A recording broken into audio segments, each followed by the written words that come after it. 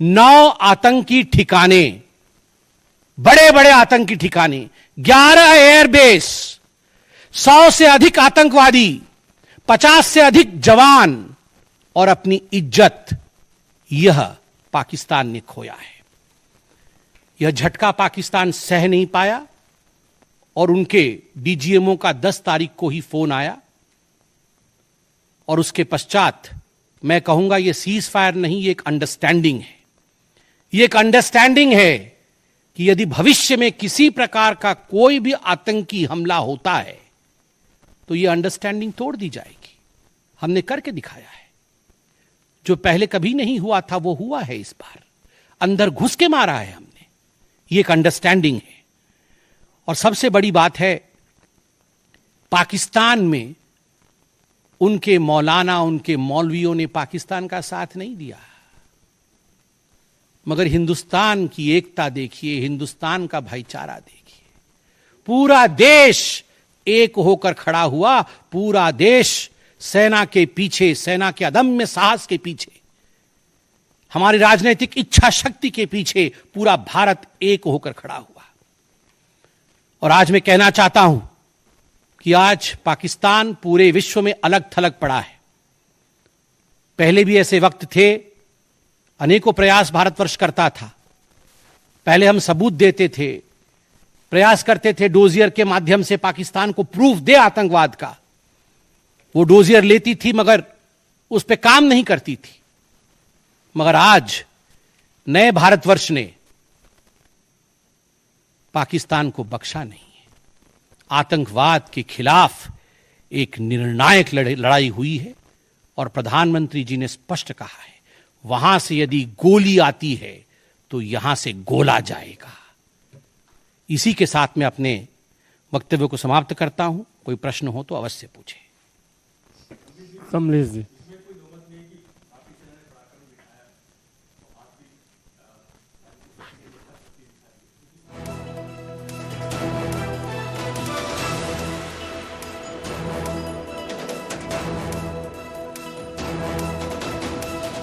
देखिए, मुझे लगता है आज का दिन पूरे भारत का दिन है।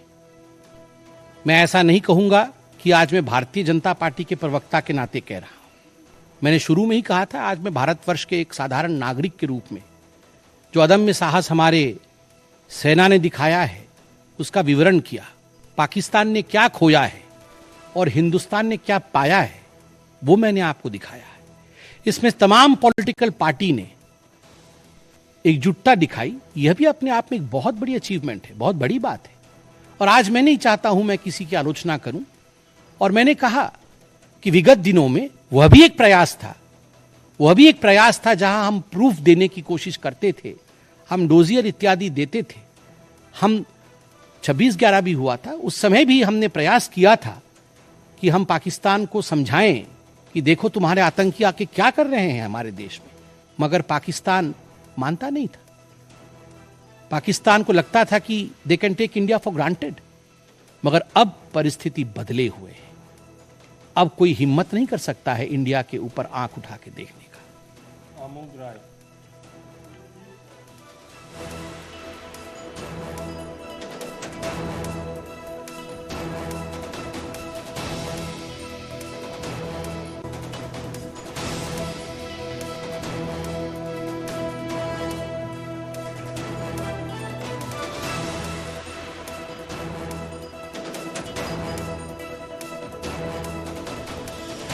आपके 2 प्रश्न हैं। पहला प्रश्न है कि बहुत सारी सफलताएं रहीं मगर लोगों के मन में और की इच्छा थी। दूसरा प्रश्न हस्तक्षेप को लेकर है। मैं दोनों का सटीक उत्तर दूंगा।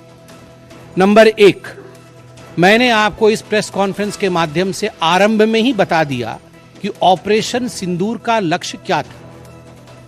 ऑपरेशन सिंदूर के जो लक्ष्य थे, जो लक्ष्य परिलक्षित थे, वो प्रधानमंत्री जी ने डे 1 को ही बता दिया था। आतंकवाद के ऊपर हमला, कल्पना से परे सजा आतंकवादियों को, चुन चुनकर मारना और उनके अड्डों को ध्वस्त करना। और सेना के अदम्य साहस ने यह करके दिखाया।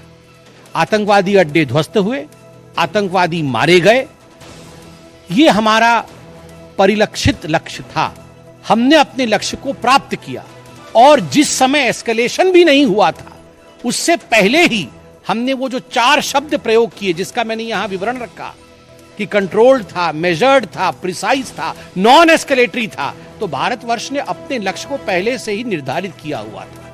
इसलिए आपका यह कहना कि कुछ और होना था, मुझे लगता है कि हमने जो करना था वो हमने पहले भी कहा, करके भी कहा और उसे 100% हासिल किया। Operation Sindoor was 100% successful operation. 100% सफलतापूर्वक किया गया एक मुहिम था, एक ऑपरेशन था ऑपरेशन सिंदूर।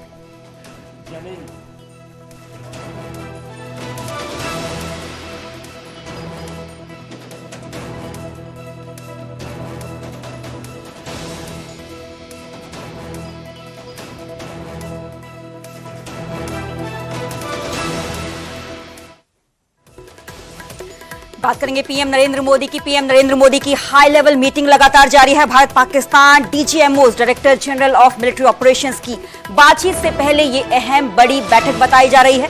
पीएम आवास पहुंचे हैं, पीएम रेसिडेंस पहुंचे हैं chief of defence staff Anil Chauhan, उनके साथ तीनों सेना प्रमुख भी पीएम आवास पहुंचे हुए हैं। राजनाथ सिंह और एनएसए चीफ अजीत डोभाल भी मीटिंग में मौजूद हैं, क्योंकि 12 बजने में महज तकरीबन 19 मिनट का समय बाकी है।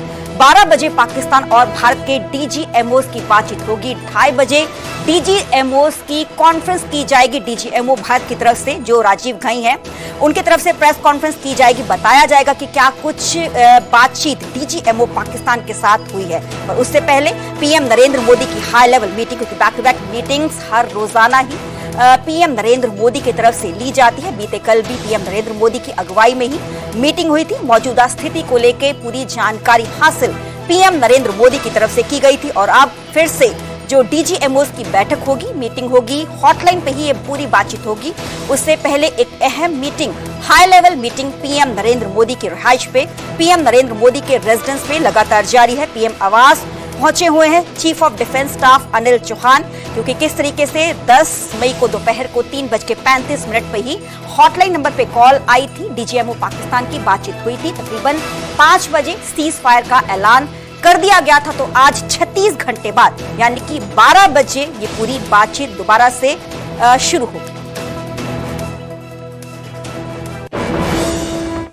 आगे बढ़ेंगे और बात करेंगे जम्मू कश्मीर के सीएम ओमर अब्दुल्ला की। पुंछ के बॉर्डर इलाके के दौरे पर पहुंचे हैं सीएम ओमर अब्दुल्ला। पीड़ित परिवारों को मिलकर उनका हालचाल ओमर अब्दुल्ला की तरफ से जाना जा रहा है। मृतक सिख के घर भी गए हैं ओमर अब्दुल्ला। पुंछ में पाकिस्तानी गोलीबारी में मारे गए हैं कई नागरिक, कई सिटीजन, कई सिविलियंस।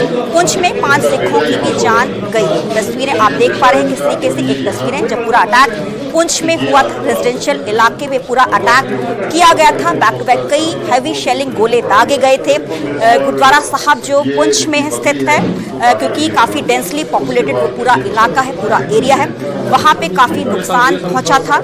जो गुरुद्वारा साहब की बिल्डिंग है उसमें जो मलबा है, खिड़कियां हैं, बहुत बुरी तरीके से टूटे थे। और अब सीएम ओमर अब्दुल्ला पीड़ित परिवारों से पहुंचे हैं हालचाल उनका जानने के लिए। तस्वीरें आप देख पा रहे हैं किस तरीके से बताया जा रहा है, पूरी इंफॉर्मेशन दी जा रही है सीएम ओमर अब्दुल्ला को किस तरीके से पाकिस्तान की तरफ से ये पूरी गोलीबारी की गई थी। और इस पूरी गोलीबारी में गुरुद्वारा साहब की बिल्डिंग को काफी नुकसान पहुंचा था, दरवाजे टूट गए थे, बिल्डिंग को काफी